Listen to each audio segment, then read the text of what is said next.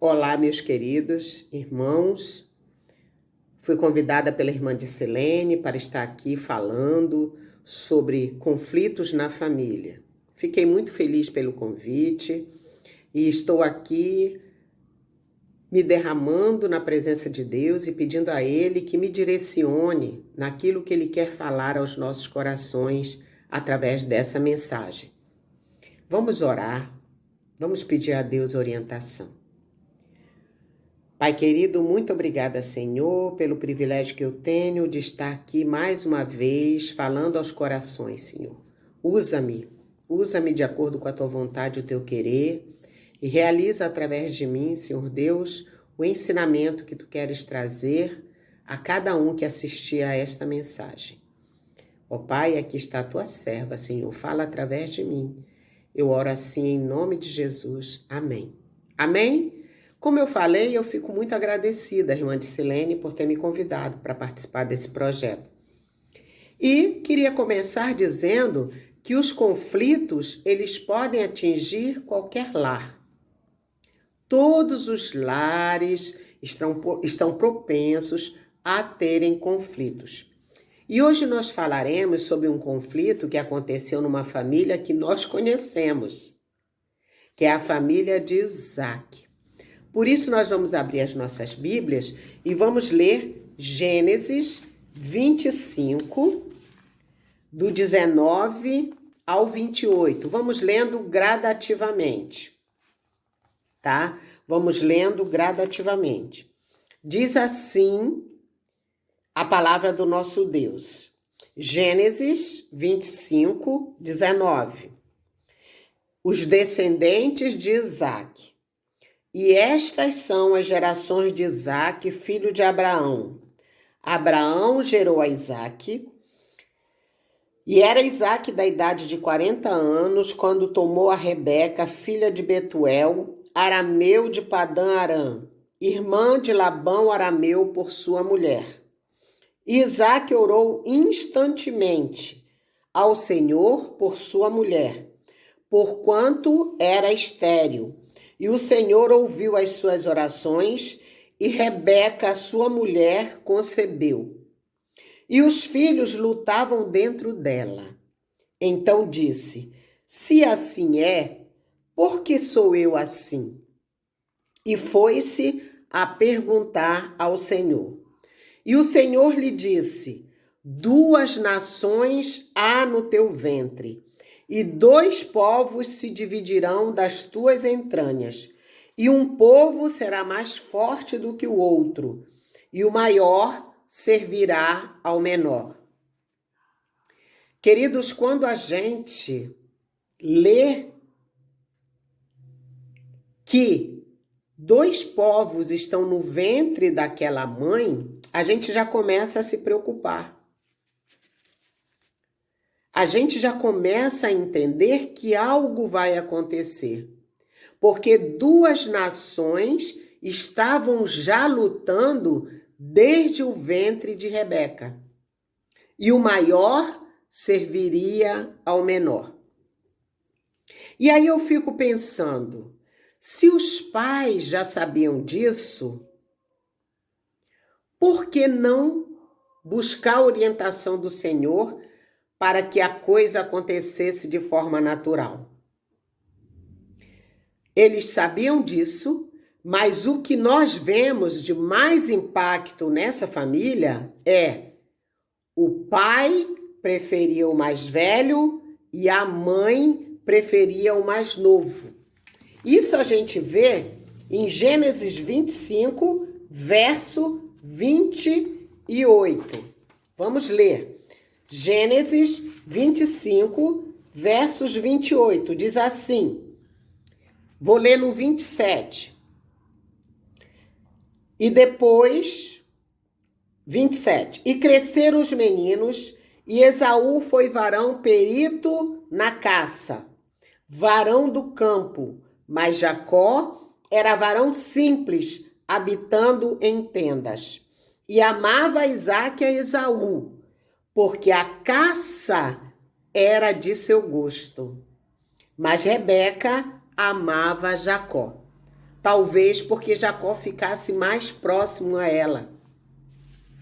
Queridos, no nascimento, a gente vê que Jacó já saiu agarrado no calcanhar de Esaú. Porque no 26 diz assim, no 24 a 26 diz assim, e cumprindo-se os seus dias para dar à luz, eis gêmeos no seu ventre. E saiu o primeiro ruivo e todo com um vestido cabeludo. E por isso chamaram o seu nome de Esaú. E depois saiu o seu irmão, agarrada a sua mão no calcanhar de Esaú. Por isso se chamou o seu nome Jacó. E era Isaque da idade de 60 anos quando o gerou. Eles já estavam disputando. Os pais já sabiam disso. Isso certamente trouxe grandes problemas para a família. O mais velho Esaú não deu a importância devida à sua primogenitura. Os pais provavelmente não incutiram nos filhos a importância da promessa que havia sido feita a Abraão, de que Abraão seria pai das nações, né? E que eles, por causa de Abraão, seriam benditas todas as famílias da terra. De repente, os pais não incutiram direito nos filhos, essa responsabilidade que eles tinham, porque eles eram os descendentes de Abraão. Isso trouxe problemas muito sérios. A preferência já era um problema. Um preferia um, o outro preferia outro. Provavelmente Esaú se sentia excluído pela mãe. Jacó se sentia excluído por Isaque. E isso começou já a trazer um problema sério. Eles sabiam do que Deus tinha falado, que o mais novo dominaria o mais velho. E isso poderia ser feito, como eu já falei, de forma natural. Mas não aconteceu isso. Esaú não deu importância à sua primogenitura e Jacó, ajudado pela mãe e se aproveitando da velhice do pai, da cegueira do pai, sabendo que ele estava já quase morrendo, o que fizeram? Enganaram Isaque. A mãe vestiu Jacó com as peles dos animais para que Isaque pudesse sentir o cheiro, e com isso eles enganaram ao pai. E o pai deu a bênção que seria do primogênito para Jacó. Deus já tinha falado isso, mas isso seria uma forma natural e não através de engano e nem através de mentiras, porque o nosso Deus, ele não aceita mentiras e enganos. Muitas vezes as mães passam a mão em cima da cabeça dos filhos. Muitas vezes os pais também não tomam uma posição diante dos filhos. E isso traz problemas sérios para a família. Lendo a história, continuando a ler a história, a gente precisa pensar nisso. Será que os pais deram a importância devida a essa promessa feita a Abraão? Será que eles tinham entendimento da grande responsabilidade, da profundidade dessa promessa? Muitas vezes nós, os pais, por não estarmos buscando nos aprofundar nos ensinamentos do Senhor, buscando entender o propósito dele para a nossa família, buscando pedir sabedoria para orientarmos nossos filhos, nós trazemos desavenças e rancores para dentro dos nossos lares. E isso é muito prejudicial para as nossas famílias. Deus, o projetista da família, ele dá a receita certa para o viver de uma família feliz. Não que não tenha desavenças, não que não tenha situações de conflitos. Não, não é isso não. Mas tudo pode ser resolvido. Porque Deus, o projetista, ele tem a receita certa para isso. Vamos ver alguns ingredientes dessa receita.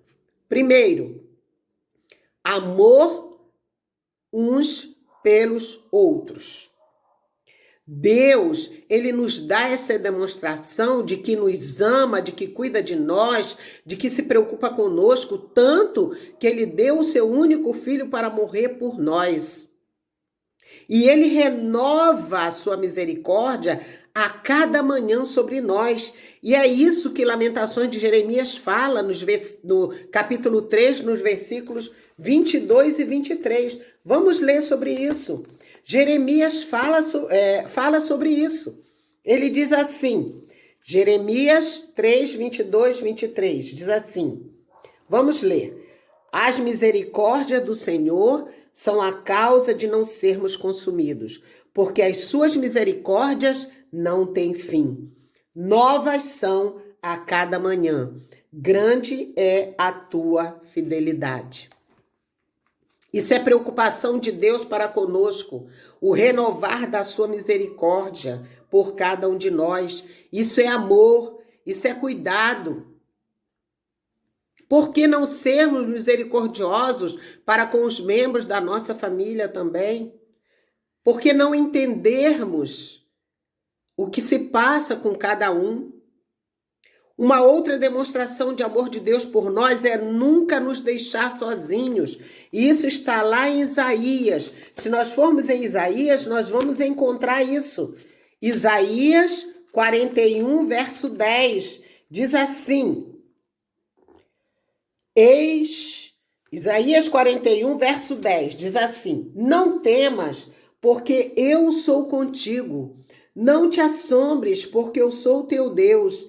Eu te esforço e te ajudo e te sustento com a destra da minha justiça.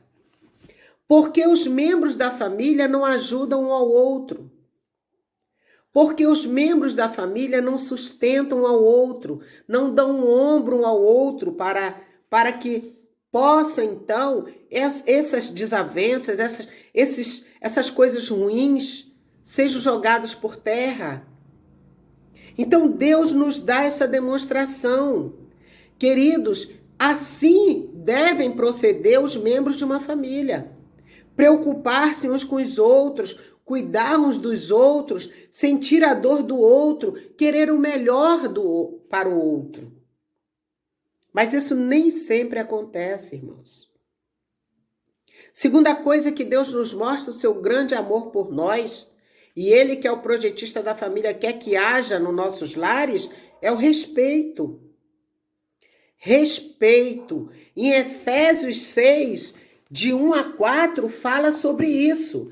Efésios 6, de 1 a 4, diz assim, vós, filhos, sede obediente aos vossos pais no Senhor, porque isto é justo. Honra a teu pai e a tua mãe, que é o primeiro mandamento com promessa, para que te vá bem e vivas muito tempo sobre a terra. E vós, pais, não provoqueis a ira a vossos filhos, mas criai-os na doutrina e na admoestação do Senhor.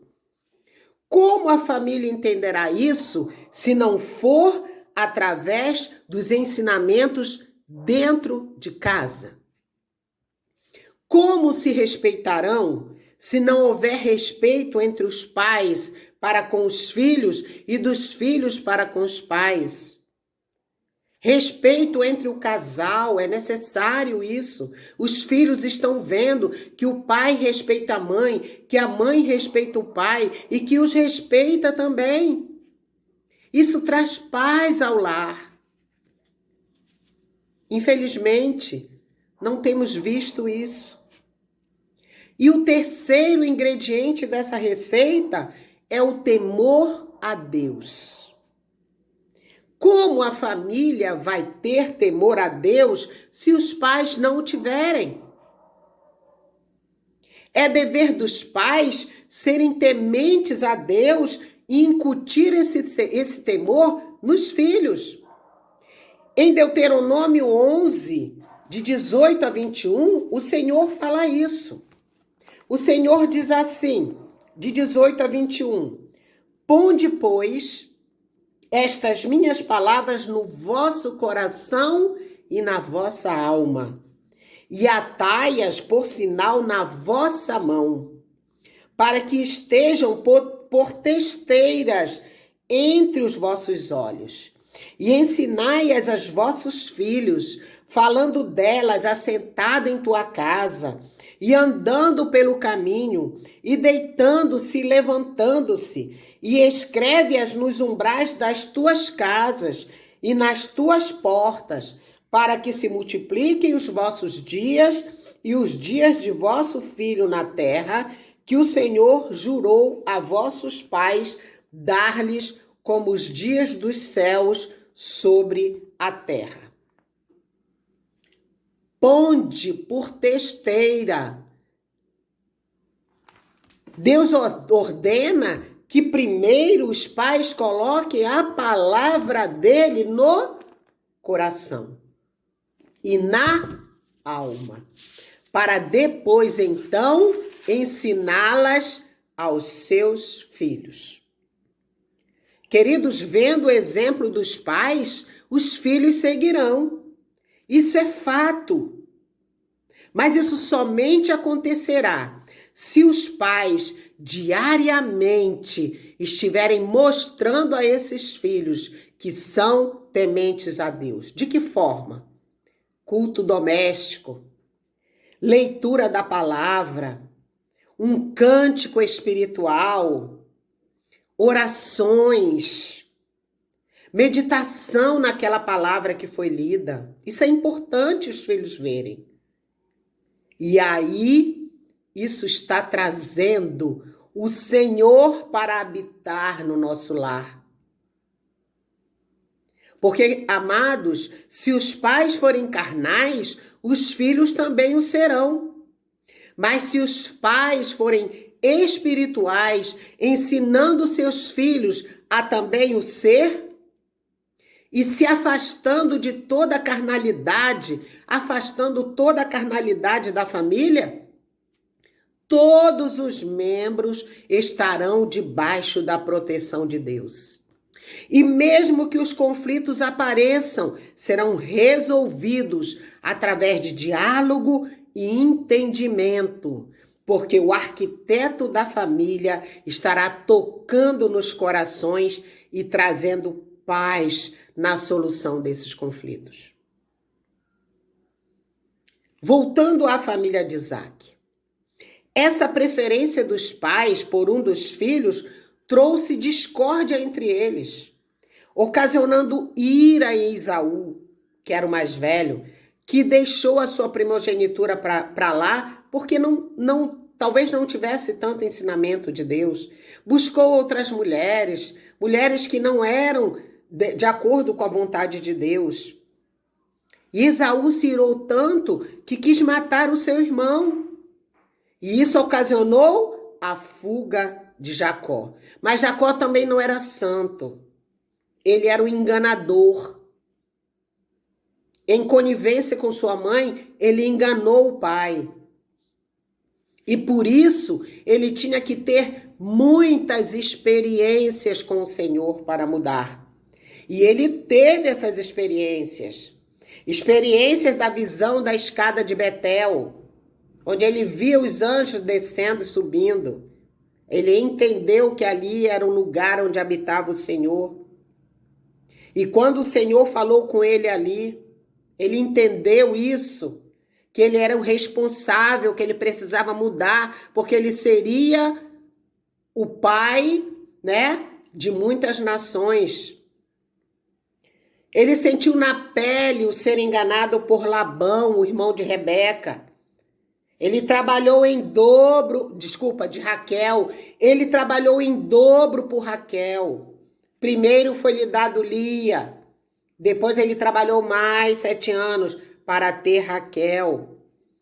Ele foi enganado porque ele enganou primeiro. Ele viu Deus trabalhar na sua vida através dessa transformação que ele foi tendo na sua vida. Deus trabalhou dando posses. Ele aprendeu a obedecer ao Senhor. Ele obedeceu tanto ao Senhor que quando Deus o mandou voltar para a sua terra, ele obedeceu imediatamente. Ele enfrentou um anjo no val de Jaboque. Ele disse que não deixaria o anjo sair se ele não o abençoasse. E ele foi tocado na juntura da coxa e ele ficou manco. Isso é experiência de um homem que era enganador para poder ser o pai das outras nações. Tanto que ele, de Jacó o enganador, se transformou em Israel, a mente que viu Deus. Isso trouxe mudança para Jacó. Agora ele era um novo homem. E com isso, Deus promoveu o reencontro dos dois irmãos. Quando Deus diz para Jacó que agora seria Israel, né? Que ele voltasse para a terra dele, Deus estava promovendo tudo. E nós vamos ver isso. Gênesis 33, vamos lá. Gênesis 33, de 1 a 4. Diz assim: o encontro de Esaú e Jacó.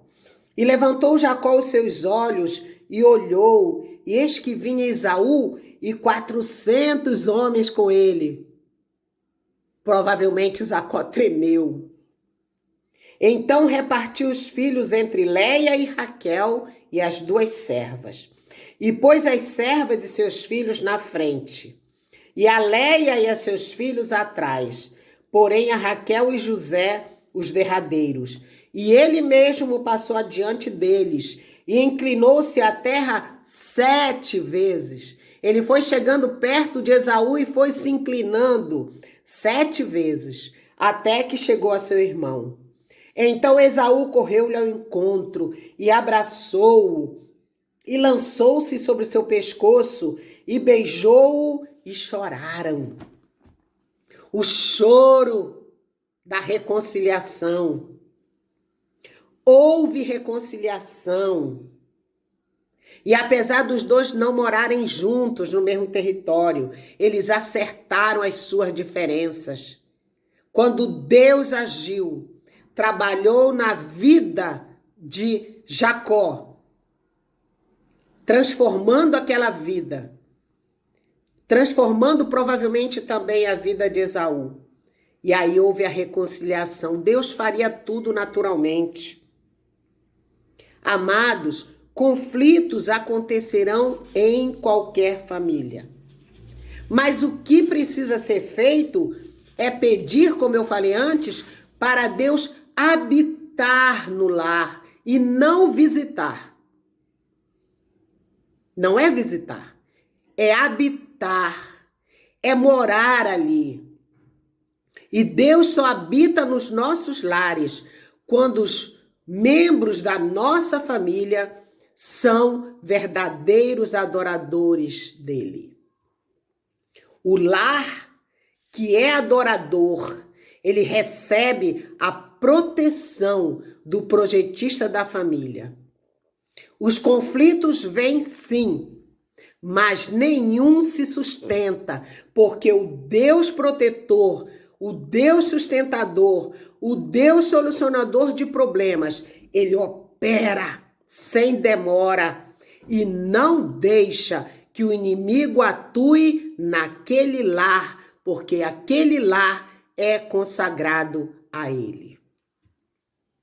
Queridos, que possamos ter esse entendimento, que possamos estar vigilantes e adorando ao Senhor, colocando o nosso lar em sua divina presença, para que todo e qualquer conflito seja jogado por terra em nome de Jesus.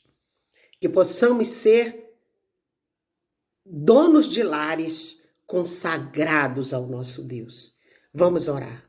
Ó Pai querido, Obrigada por esta palavra que tu trouxeste ao nosso coração.